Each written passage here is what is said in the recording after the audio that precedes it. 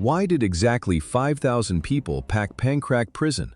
It was May 22, 1946. Not for a simple protest, they came for a hanging. 7 women stood in the very first row, silent widows, lone survivors. They simply waited. Behind them pressed a massive human wall. 5,000 silent spectators crammed the yard. That exact number mattered. It was almost 15 times the entire population of Lidice. 340 people lived there. Then Karl Hermann Frank burned it down. 7 women in the front row before a 5,000-strong crowd. They wanted him dead. Heavy footsteps echoed across the stone courtyard slabs. Hard, slow, measured. Frank walked slowly toward the gallows. The widows stared.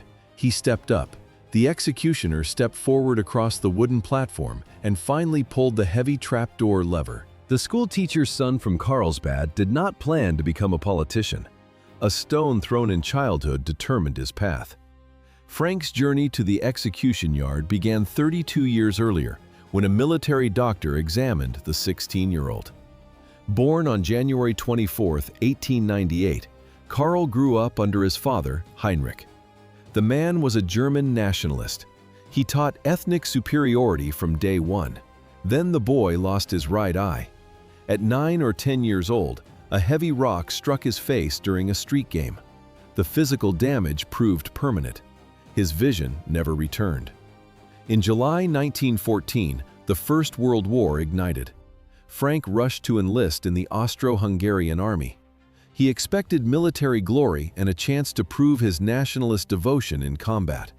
Instead, recruiters turned him away instantly. His partial blindness disqualified him. The Empire mobilized over 8 million men for the trenches. Frank stayed home. This medical rejection locked him out of the war. It fueled a deep resentment that festered inside him for decades. By 1918, surgeons removed his ruined eye completely and inserted a glass prosthesis. A cold, unblinking stare replaced his natural gaze. He viewed the world through this dead right eye. He watched from the sidelines until October 1918. That month, the Austro-Hungarian Empire collapsed. 1,300,000. That many joined his ranks. By 1938, Frank's party dominated. They controlled streets. This staggering number meant power. It equaled nearly half the entire Sudeten German population. 3 million ethnic Germans lived there. Czechoslovakia held 15 million citizens. The fallen empire trapped him. New borders locked him inside Czechoslovakia. He fought back. He opened a bookstore in 1925. No poetry, no fiction. Shelves sagged under political weight. National Socialist pamphlets packed every single rack. Fresh German printer ink filled the room. He arranged the imported propaganda brochures. He handed them to angry local veterans. His shop became a recruitment hub. Slowly at first. Then came 1933. He joined the Sudeten German Party. Hitler took power in Berlin. Across the border, Hitler demanded land. Numbers surged. Recruits flooded his small store. September 1938 arrived. The crisis peaked. Munich hosted the summit. 4 leaders gathered inside the Führerbau: Britain, France, Italy, and Germany. Neville Chamberlain took his seat. Edouard Daladier sat beside him. Benito Mussolini joined the negotiations. They studied the maps. Borders vanished. The Allies surrendered the mountains. They gave away the border bunkers. The leaders of 4 nations signed the agreement to hand over the territory, while Czechoslovak diplomats waited powerless outside the locked doors. Where did the SS find the pretext to erase Lidice from the map? A single intercepted love letter provided the excuse, despite having no connection to the actual crime. The events began on May 27, 1942, with a sharp curve in Prague, a decelerating open-top Mercedes, and 2 waiting Czechoslovak paratroopers. Joseph Gabčík and Jan Kubiš launched their ambush during his morning commute, leaving the acting Reich protector severely wounded in the street. The target survived the initial attack, and he even appeared to recover well enough to sit up and eat his meals. It was an illusion. Heydrich suddenly collapsed and died on June 4th. In response, Karl Hermann Frank declared a state of emergency and slapped a strict curfew across the entire capital. Frank deployed 21,000 soldiers to comb through the streets of Prague, a force larger than a full-strength Wehrmacht infantry division of 15,000 men. The heavy thud of soldiers' boots echoed through the city as they kicked down doors to search 36,000 individual homes. During these house-to-house sweeps, investigators confiscated an ordinary love letter mentioning Lidice, a document that would soon doom the entire settlement. By the time Heydrich died on June 4th, the executioners had already killed 157 people. Yet the two paratroopers remained hidden. Frank then transmitted Adolf Hitler's direct command, outlining a cold, bureaucratic response for any village suspected of harboring the fugitives. The directive ordered the execution of all adult men and the immediate transport of all women to concentration camps. Officers were to assess the children for Germanization, sending those who qualified to families within the Reich and disposing of the rest separately. The settlement would burn. The perpetrators were ordered to level the ruins to the dirt. Following these instructions, SS units surrounded Lidice on the evening of June 9th. March the 15th, 1939. German tanks shred the Munich Agreement. Deploying 21,000 soldiers took years of deep planning. Frank needed total control. On paper, he was a polite Secretary of State, a quiet cabinet official in a suit. In reality, he commanded the torture cells. He owned the Gestapo. Before the blood came the theft. The looting mechanism moved fast. Laws struck immediately. Accounts froze overnight. Shops were seized. Homes were stolen. 118,000 Jews lost everything they had. The total haul reached $500 million. That equals $11 billion today. Money simply vanished. Frank personally managed this massive robbery. His rise began much earlier. He officially joined the SS on November 1, 1938. Now, he controlled every single shadow in Prague. The Gestapo hunted local dissidents. The SD gathered secret intelligence. Kripo initially chased ordinary thieves. Frank twisted its core purpose. Under his command, Kripo became a weapon of political terror. Meticulous office work paved the way for mass murder. Hitler made a decision. How did two ambitious functionaries share power over Prague? Instead of destroying each other in a bureaucratic rivalry, they merged their structures to orchestrate mass deportations. In September 1941, Adolf Hitler concluded that the existing administrative apparatus remained far too lenient. Reinhard Heydrich arrived in the capital to tighten the regime's control.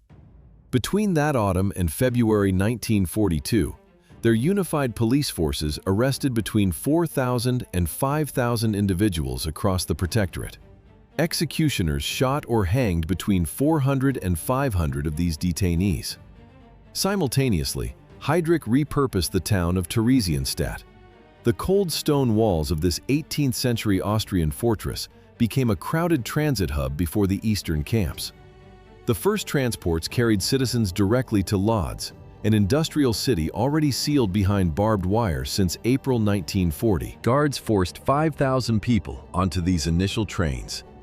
277 survivors out of 5,000. 173 men and boys fell against one barn wall.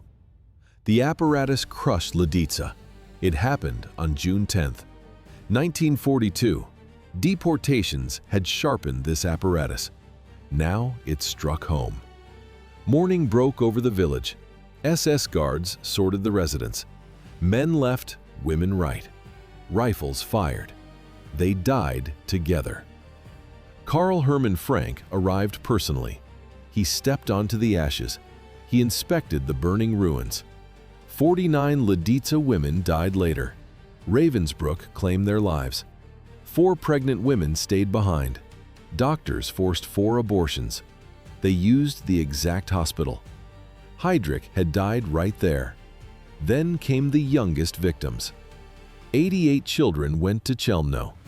Guards locked the van doors. Engines roared. The sharp smell of carbon monoxide filled the dark space. Lidice fell 2 weeks later. Gestapo agents found a radio. 33 adults faced the wall. Every adult died. Over 1,300 perished. The revenge swept the protectorate. 173 shot, 88 gassed, 4 forced abortions. The world watched. The plan failed. Hitler wanted the town erased. Instead, he immortalized it. A Mexican town showed solidarity. San Jerónimo Aculco changed names. It became San Jerónimo Lidice. Streets and neighborhoods across England, the United States, Mexico, and Brazil took the name of the erased village to ensure it would never disappear from maps. By 1944, Frank's political shield rapidly fell apart. He hanged suspected partisans for public terror, but his 13,000 soldiers failed to crush one single partisan brigade. Executions in Moravia ran on a strict schedule. Bodies dangled for 48 hours. Frank commanded these sweeps personally to break the local resistance. Yet 13,000 men, the size of a full World War II infantry division, chased shadows. The Jan Žižka Brigade endured. They fought in the woods until the very last days of 1945. His authority broke down. In April 1945, Frank fled Prague. He ran west to surrender to the United States Army. How does the architect of terror behave when faced with justice? Karl Hermann Frank looked the judges directly in the eye and calmly stated that he was not guilty. His escape into American captivity had ended near Rokycany on May 9, 1945, when troops of the United States Army arrested him. The calculation to avoid Soviet capture failed entirely. Frank was extradited and handed over to a people's court in Prague. Finding legal representation proved difficult, as no attorney wanted the assignment. Finally, Camille Ressler accepted the case. During the hearings, the man who had orchestrated mass executions sat quietly. He spoke in a flat, monotonous voice, showing no emotion as he addressed the tribunal. It sounded as if he were reading a daily weather forecast rather than discussing the execution of civilians. He claimed he was merely following orders. Thousands of men, women, and children lay dead in Lidice and Ležáky. Yet Frank insisted he was only co-responsible for the events. The prosecutor, Jaroslav Drabek, had personally lost colleagues to the occupation authorities. Drabek stood before the court, pushing for maximum penalty against the man who had authorized those deaths. The entire legal process, from the initial arrest to the final verdict, concluded in just 1 year. This timeline was remarkably swift for an official who had controlled the occupation of an entire nation. On May 21, 1946, the court reached its conclusion. Karl Hermann Frank was sentenced to death by public hanging for treason and the massacre of civilians. Faced with the gallows, his cold demeanor collapsed.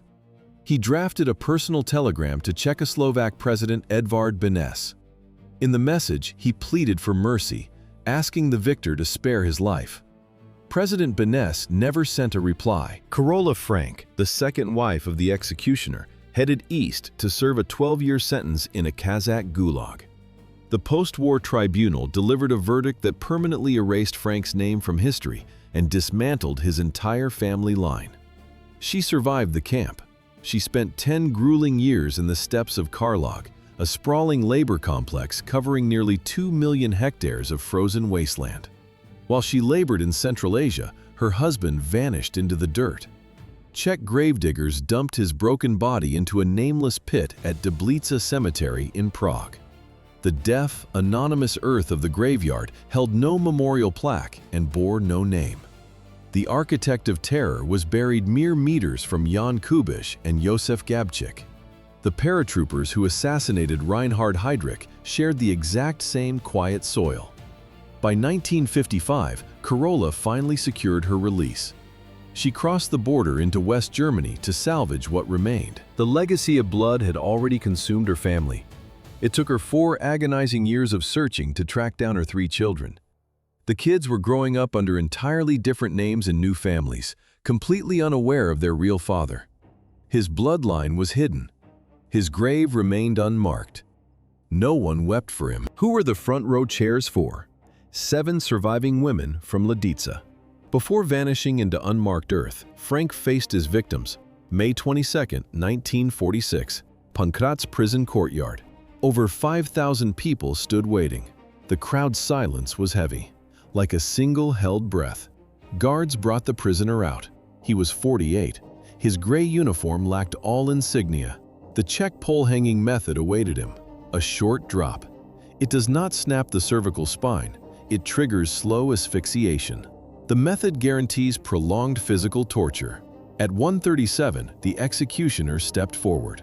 A gloved hand covered Frank's hollow face. He dropped. The rope tightened. Standard execution protocol dictates exactly 30 minutes.